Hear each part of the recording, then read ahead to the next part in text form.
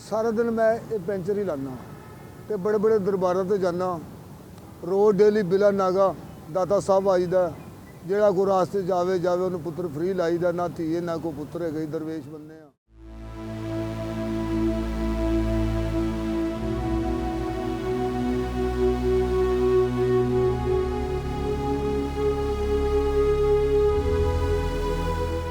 ਮੁਹੰਮਦ ਹਨੀਫ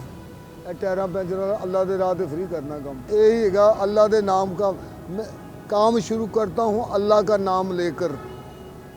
ते करता हूँ फ्री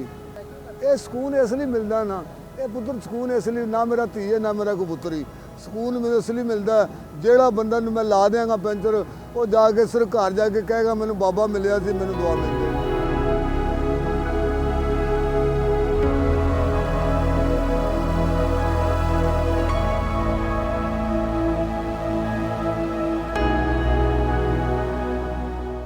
साइकिल के उत्ते पुत्र मैं 100 मील भी कर सकता 9 घंटे मैं साहिवाल पहुँचना जे नहीं तो अल्लाह के हुक्म नाल मेरे मगर लग लो मैं इस काम के पिछे लग के अपनी वालदा का मूँह नहीं वेख्या जन्नत गवा के हासिल की होए और जन्नत गवा के हासिल की तो मैं किवें हत्थ जान दियाँ कि खातर जान दियाँ तो हुण तो मेरा खुदा तो इलावा है कोई नहीं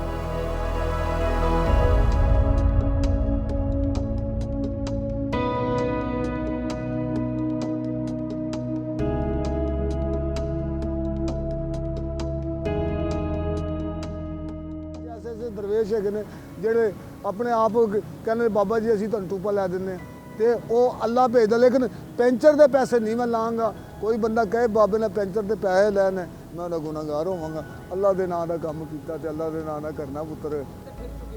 मैं बुल्ले शाह भी फ्री हाँ पुत्र मल्तान भी गया ये इस साइकिल के उत्ते बहावलपुर भी गया ये उत्ते इस साइकिल के उत्ते मैं तो हुण पुत्र मेरा टूर हैगा फिर दोबारा मुल्तान का मुल्तान बहावलपुर हो सके